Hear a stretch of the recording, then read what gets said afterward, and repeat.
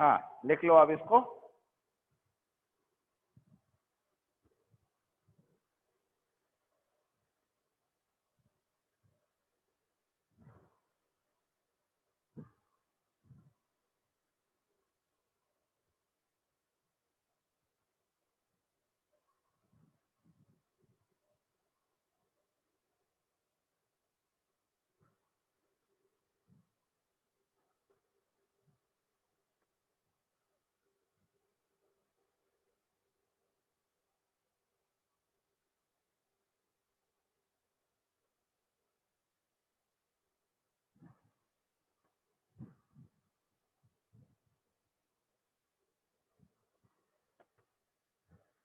इसको लिख लो, बाद में आगे कंटिन्यू करता हूँ।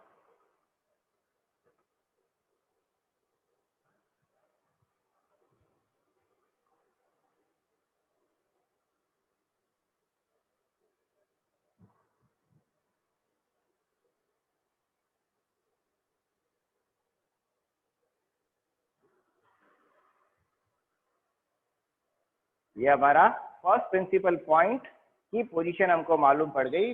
First principal point is ahead to length L1 by a distance alpha equal to plus df upon f2।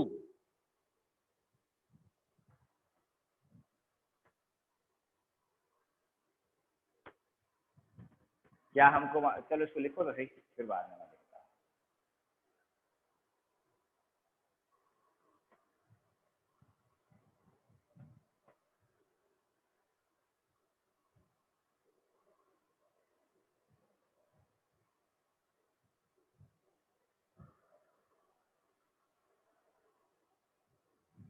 हो गया?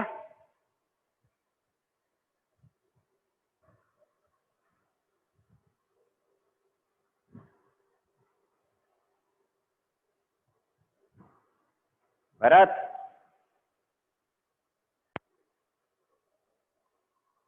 आवाज आ रही है?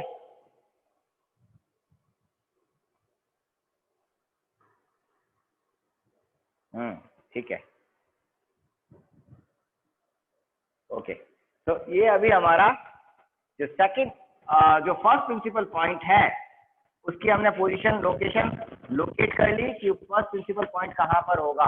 That is first principal point is ahead to the first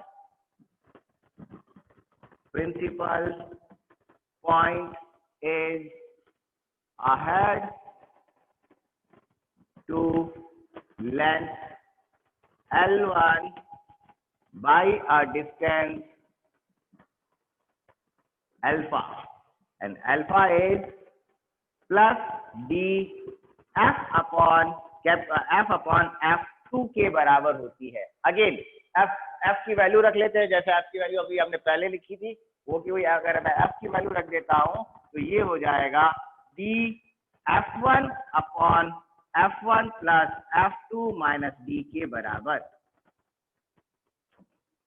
ये अल्फा का फॉर्मूला है ना।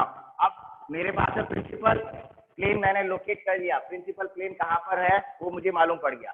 अब दोनों प्रिंसिपल प्लेन के बीच की डिस्टेंस, मैं वापस अब दूसरा प्रिंसिपल प्लेन है उसको भी ड्रॉ कर लेता हूं। दूसरा प्रिंसिपल प्लेन मेरा यहां पर बना, ये पॉइंट था मेरा E2 पॉइंट H2, ठीक है। तो अब मुझे ये निकालना है कि दोनों इनके बीच की डिस्टेंस d, ये डिस्टेंस है मेरे पास में जो अभी हमने निकाली। बाकी मैं साफ कर देता हूँ। अब देखो मेरे पास सारी डिस्टेंस आ गई, सब कुछ हो गया क्लियर।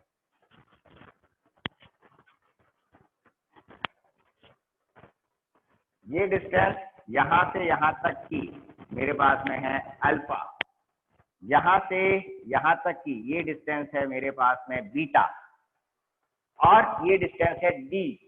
तो मैं दोनों प्रिंसिपल पॉइंट्स के बीच की डिस्टेंस निकाल सकता हूं। दोनों प्रिंसिपल पॉइंट के बीच की डिस्टेंस वो कितनी होगी, H1 H2 मुझे निकालना है। तो मैं कैसे निकालूंगा, या मुझे CH2 निकालना है। पहले मैं निकाल लेता हूं C1H2। C1H2 कैसे निकालेंगे, या मुझे C1H2 निकालना है ना, C1H2 मैं कैसे निकालूंगा? ये डिस्टेंस मुझे D गिवन है, इसमें से मैं इसको माइनस कर दूं। अगर मैं इसको माइनस कर लेता हूं तो मुझे निकालना है CH2 निकालना है। ये डिस्टेंस निकालनी है। चलिए पहले मैं H1H2 निकालता हूँ, वो बहुत इजी है। H1H2 निकालना है। H1H2 कितना आ जाएगा? Distance between two principal point, इन दोनों के बीच की डिस्टेंस निकालनी है। इन दोनों के बीच की डिस्टेंस निकालने के लिए मेरे पास क्या है?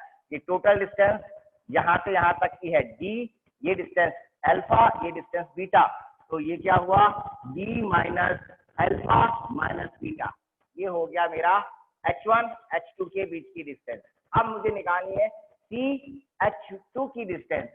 C1 H2 पहले लेंथ से दूसरा प्रिंसिपल पॉइंट कितना दूर है? पहले से दूसरा प्रिंसिपल पॉइंट कितना दूर है? तो ये डिस्टेंस अभी मैंने निकाल ली, ये डिस्टेंस अल्फा, तो प्लस इसमें अल्फा कर दीजिए, दैट इज ये D माइनस बीटा हो गया। Second principal point, sorry first principal point second length से कितना दूर है? दैट इज H1 C2, वो हो जाएगा D माइनस अल्फा। ये मेरे प्रिंसिपल पॉइंट की पूरी लोकेशन आ गई कि प्रिंसिपल पॉइंट कहाँ कहाँ पर है। नाउ अब अल्फा और अब नोडल पॉइंट्स की बात करते हैं। नोडल पॉइंट जो हैं वो कहाँ पर होंगे?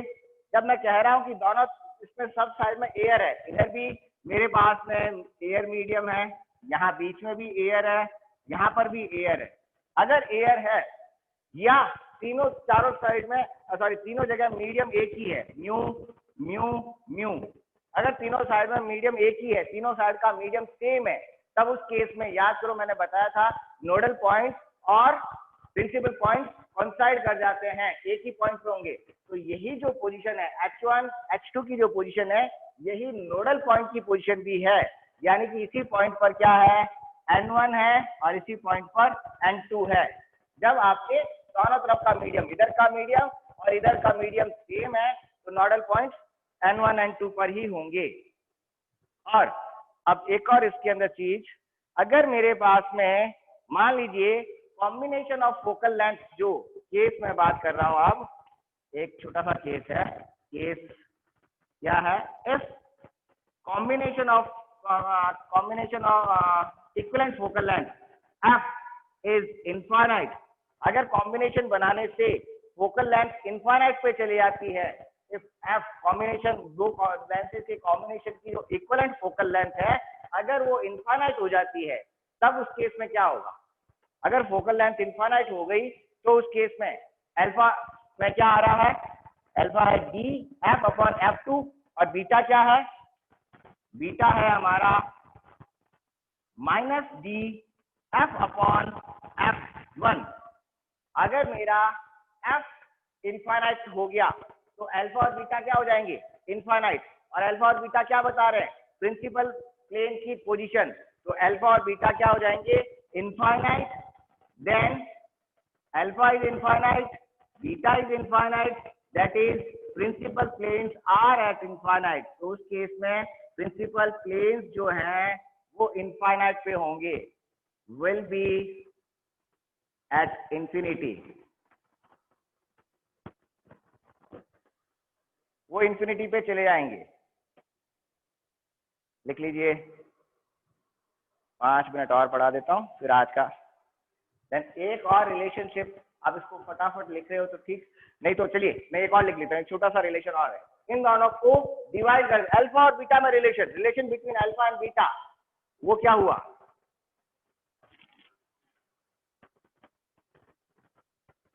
Relation between alpha and beta, alpha और बीटा में रिलेशन निकालना है तो दोनों को डिवाइड कर दीजिए। जब मैं दोनों को डिवाइड करूंगा, ऊपर क्या आ रहा है? DF DF, तो DF कैंसिल हो जाएगा। क्या रहा? Alpha upon beta is equal to minus, minus sign तो है ही, माइनस लगा दिया। माइनस साइन क्या बता रहा है? सिर्फ ये बता रहा है कि वो आगे की तरफ है या पीछे की तरफ है ना। माइनस, जब अल्फा डिवाइड बाय बीटा किया तो क्या हुआ?